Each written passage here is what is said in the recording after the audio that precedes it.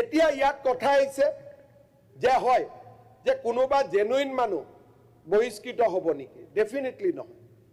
71 চনত অহাৰ আগৰ মানুহ বহিষ্কাৰ কৰাৰ প্ৰশ্নই নুঠে যেহেতু সুপ্ৰিম কোৰ্টে নিজেই ক'লে যে 71 চনৰ আগত অহা মানুহখিনিক বহিষ্কাৰ কৰিব নালাগে আমিতো তাত ইলিগেলিটিৰ কথাই নাই সেইকাৰণে ডিস্ট্ৰিক্ট পাৱাৰ দি দিলে নহয় সুপ্ৰিম কোৰ্টে এতিয়া ক'লে যে ফৰেনাৰ্ছ ট্ৰিব্যুনেল বায়াস গতিকে ডিচিয়ে কৰিব এইটোতো আৰু ভাল গতিকে আপোনালোকে হয় ট্ৰিব্যুনেল বাছি লওক নহ'লে ডিস্ট্ৰিক্ট বাছি লওক ৰাস্তাটো দুটাই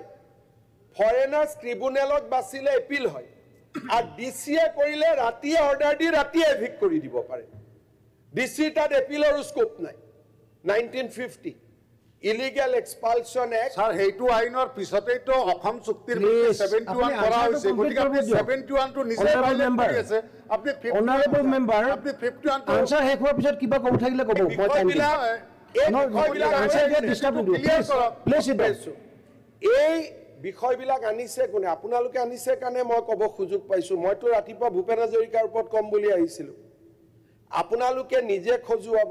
যেতিয়া নিজৰ গাত খজুৱতিটো পৰি যাব তেতিয়া আপোনালোকে জপিয়া জপি কৰি থাকিব এইটোতো নহয়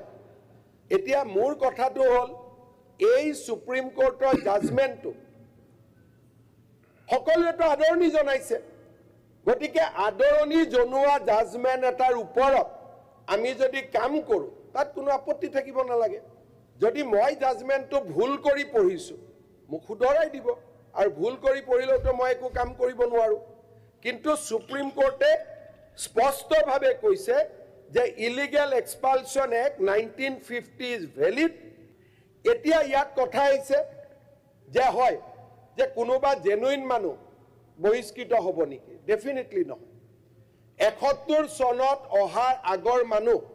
বহিষ্কাৰ কৰাৰ প্ৰশ্নই নুঠে যেহেতু সুপ্ৰিম কোৰ্টে নিজেই ক'লে যে 71 চনৰ আগত অহা মানুহখিনিক বহিষ্কাৰ কৰিব নালাগে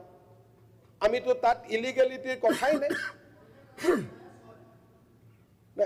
সেইকাৰণে ডিস্ট্ৰিক্ট পাৱাৰ দি দিলে নহয় সুপ্ৰিম কোৰ্টে এতিয়া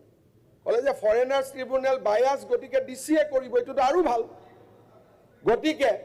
আপোনালোকে হয় ট্ৰিব্যুনেল বাছি লওক নহ'লে ডিস্ট্ৰিক্ট বাছি লওক ৰাস্তাটো দুটাই ফৰেনাৰ্ছ ট্ৰিব্যুনেলত বাছিলে এপিল হয় আৰু ডিচিয়ে কৰিলে ৰাতিয়ে অৰ্ডাৰ দি ৰাতিয়ে এভিক্ট কৰি দিব পাৰে ডিচিৰ তাত এপিলৰ স্কোপ নাই 1950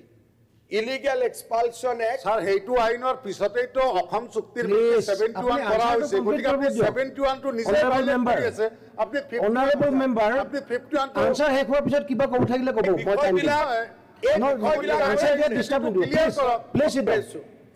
এই বিষয়বিলাক আনিছে কোনে আপোনালোকে আনিছে কাৰণে মই ক'ব সুযোগ পাইছো মইতো ৰাতিপুৱা ভূপেন হাজৰিকাৰ ওপৰত কম বুলি আহিছিলো আপোনালোকে নিজে খজুৱাব যেতিয়া নিজৰ গাত খজুৱতিটো পৰি যাব তেতিয়া আপোনালোকে জপিয়া জপি কৰি থাকিব এইটোতো নহয় এতিয়া মোৰ কথাটো হ'ল